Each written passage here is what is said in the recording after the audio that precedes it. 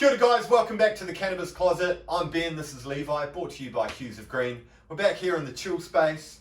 It's Friday. Got our floral shirts on, feeling good. Ready to go. Rocking into a second video that's dismantling all these 20 points found on the Note to Dope website.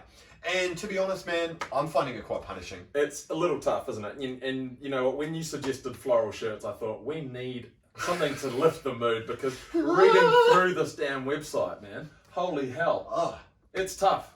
When you're just confronted with so much poorly researched, poorly written, emotional language that really has no basis in fact. Fear-based information. So anyway, hence the floral shirts, guys. Yeah, cool. Well, we're gonna continue to dismantle them. We're gonna try and keep this short and concise. Yeah. So Levi, without any further ado. Point number 6 on the website. Legalizing cannabis while promoting health is hypocritical. You can't legalize cannabis and promote mental health. Ben. Well, I'd say right there, you can legalize cannabis and promote mental health. The whole idea behind legalizing cannabis is for harm reduction. Meaning less harm. Less harm for the people. The people. Yeah. Okay, so we're not ignoring the fact that there is a small part of the population that when smoking cannabis, they will have adverse mental health effects. Correct. We've touched on that in our previous video. What I believe the Note to Dope website is doing here, they're screaming a small issue and they're trying to make it as big as they can with fear. So it's fear-based again. Because let's talk about the majority, the vast majority of people that smoke weed don't have any adverse mental health effects. Correct. Let's talk about how cannabis adds value to people's lives in terms of sleep, in terms of creativity, in terms of introspectiveness, and actually looking in and understanding oneself. Yeah, coming to peace with yourself. Let's talk about cannabis community and the involvement that you can have, the people you can connect with through cannabis, and the many positive aspects that come with that, whether you're learning to grow, whether you're learning to cook, whether you're just learning about the product as a whole. You know, lots of positive aspects. Okay, so on to our 7th point. Our children need hope, not dope. Teenagers who start smoking cannabis daily before the age of 17 are 7 times more likely to commit suicide. Regular or heavy cannabis use was associated with an increased risk of using other illicit drugs, abusing or becoming dependent upon other illicit drugs. Our kids need hope, not dope. Catchy tagline, and definitely will get a few people on board, but the reality is, the whole idea of this bill is to reduce the access for our tamariki to get cannabis. Cannabis is in high schools and intermediates across Aotearoa, and if you go to the Hues of Green webpage, you will see one of our contributors has pointed that out in very clear detail. The Hand of Georgia article. The Hand of Georgia article. It's already there. It's in our communities. The idea being that a regulated market will at least reduce some of the access that they have, while simultaneously educating the young people on the harms associated with using cannabis at a young age. Enough said. We know that nobody here is trying to give kids cannabis. That's not our purpose. That's not the purpose of this referendum. No. We want adults to make informed decisions at the same time as educating people, both young and old, about the harms that can be associated with cannabis. Enough said. Moving into point number 8, laws work. The illegal status deters people from using. Thoughts on that, Ben? Laws work. Well, according to the UNODC, the United Nations Office on Drugs and Crime, 11% of New Zealanders currently use cannabis. We're the 7th highest in the world for cannabis use. The Netherlands is like 22nd on the list. 22nd, something like that. Need I say more? Our laws don't currently work.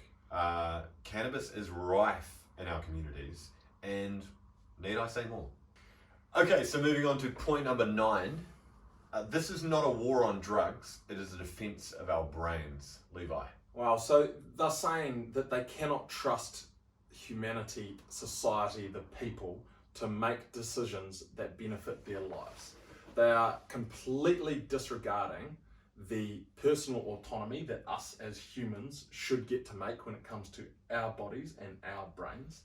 And it's, it's a complete lack of trust in the people. And they're saying that it must be a government mandated law to protect us from cannabis. And in that piece of information there, which is really tough to read, they say, if the war against drugs is lost, then so are the wars against rape, murder, arson, and illegal parking. Well, rape, murder, and arson, and maybe less so illegal parking, are quite obviously morally wrong things. But no part of me believes that somebody using a bit of cannabis, such as, I don't know, cannabis topical ointment that you can put on your psoriasis or on your sore muscles, is a morally bad thing to do. So once again, they're trying to legislate morality. I said it in the last video, and I'm saying it again because I'm getting quite sick and tired of their shit, to be honest, mate. You know, like, I don't blame you. I do not blame you. And it's Let's just move on. Let's move on. Let's move forward. That's punishing. Okay. Point number 10, apologies for losing my cool on that last one, guys. Point number 10, nobody has been locked up for smoking a joint. Ben? You're good, mate. You're good. I'm okay? Okay. Nobody is being locked up. They go and contradict themselves in their second sentence, but in the last 3 years, only 16 people in total have been given a prison sentence for cannabis possession. So they've just said that nobody is going to prison, and then they say 16 people have in the last 3 years. 16 is too much. 16 is 16 16 too many. too many. Yeah. Come on, guys. This isn't about the fact that people are being locked up. The fact is, we're bringing cannabis out of the dark, like I've said before, and putting it into light, chucking some good legislation around it, and so it's safer and better for everybody. Yes, nobody is being locked up. Is that an issue? It's not a reason to vote no.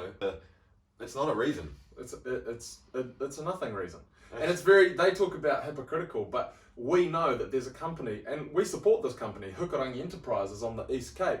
They are growing, selling, exporting cannabis to other countries around the world. They have a government license to grow cannabis, and at the same time we're locking up people for possession of cannabis and for growing cannabis.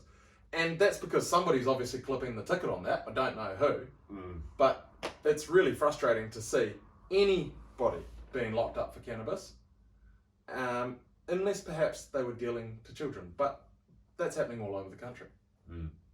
Basically what you're seeing is that Ben and I are struggling to get through these 20 points and maintain a positive outlook because the information is so bad, and say nope to dope, you should be bloody ashamed of yourself that you're even putting that information out there to the public. I don't have a problem with you guys being against marijuana or cannabis referendum and legislation. What I do have a problem with is you guys putting misinformation out there and selling it as fact. Absolute bullshit. Not a fan. Ben, can you finish this off in a positive note? Okay, guys, so thanks once again for tuning in. It's been fun. If you've got any questions, queries, comments, post them down below and we'll get back to you. Until then, see you next time. Much love. Cheers.